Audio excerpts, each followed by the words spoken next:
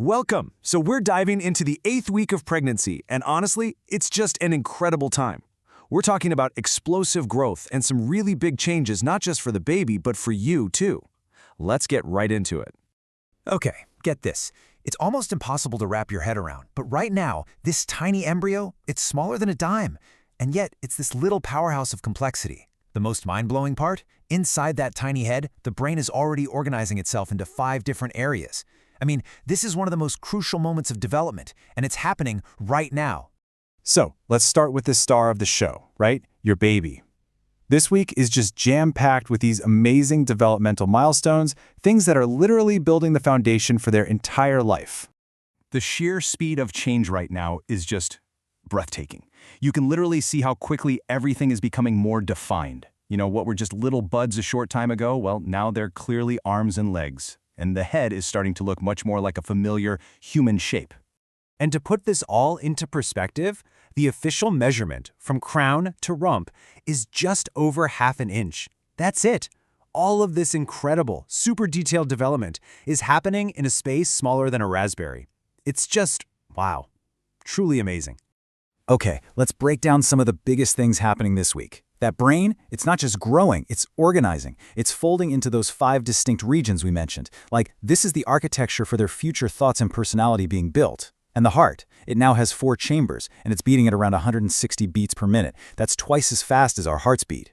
We're even seeing the first little hints of a face, ears, lips, a nose are all starting to take shape. Oh, and that little embryonic tail, that little leftover from our evolutionary history, it's starting to disappear, making way for the tailbone.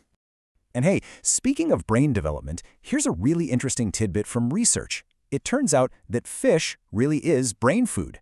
Studies have shown a link between mothers who eat fish low in mercury and their babies having higher mental development scores. It's just such a powerful reminder that what you eat is directly fueling this massive construction project happening inside you. Okay, so while all that is happening with your baby, your body is going through its own incredible transformation to support this new life. Let's talk about the changes you might be feeling. So here's a question I bet a lot of you have thought about. You're gaining weight, but where is it all going? It's totally natural to be curious, maybe even a little anxious about it. But this weight is so essential. So let's break it down. Okay, so look at this. The really important thing to see here is that the baby itself, that's only about 1/4 of the total weight gain. A huge chunk of it goes into building this incredible life support system. We're talking the placenta, amniotic fluid, more blood, and all those essential maternal stores. This isn't just extra pounds. This is literally the environment your baby needs to grow and thrive. Of course, the changes aren't just physical, are they? That rush of pregnancy hormones can feel like a total emotional roller coaster. And it is so important to remember that whatever you're feeling, it's valid. And it is very common. I mean, does this sound familiar? One minute you're laughing, the next you're, well, not laughing. This really captures the experience for so many people.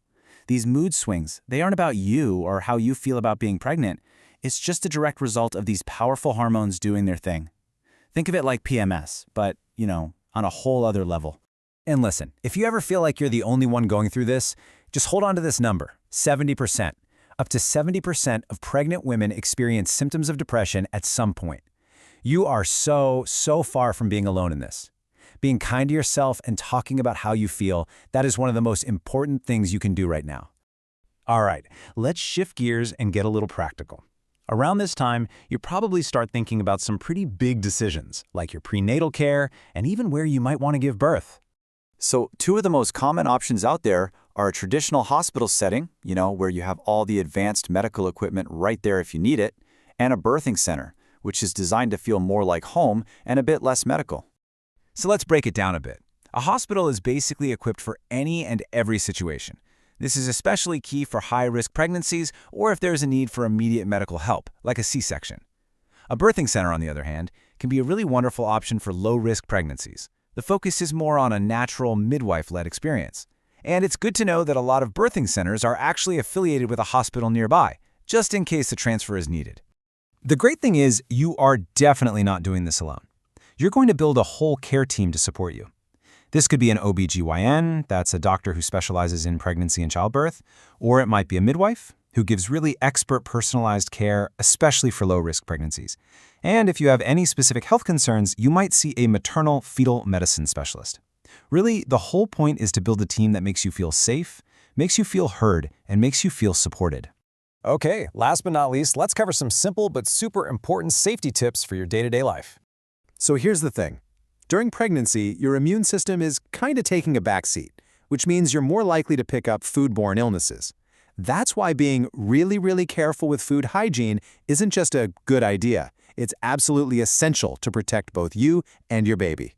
And these are really simple habits that make a huge difference. You know the drill. Wash your hands and all your fruits and veggies really well. Cook your meats all the way through. This is a big one for protecting against things like toxoplasmosis. Be super diligent about cleaning your kitchen surfaces to avoid any cross-contamination. And always get those leftovers in the fridge right away. Little steps, but they add up to powerful protection. And just a few more things to keep in your back pocket. If that nesting instinct is hitting hard and you want to start some DIY projects, just be really mindful of what you're using. Stay away from the fumes from oil-based paints and paint removers. And please, no climbing on tall ladders. Also, if you're thinking about traveling, the #1 most important step is to talk to your doctor first. They'll give you the rundown on everything from vaccinations to whether it's safe to fly.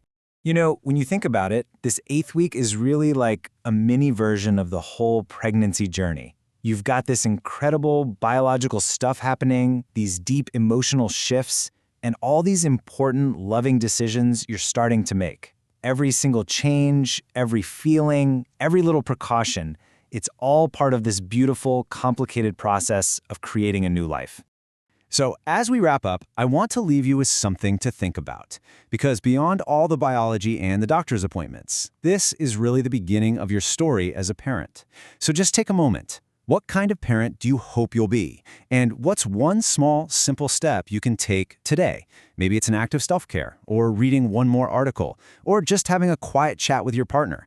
What's one thing you can do to move just a little bit closer to that person?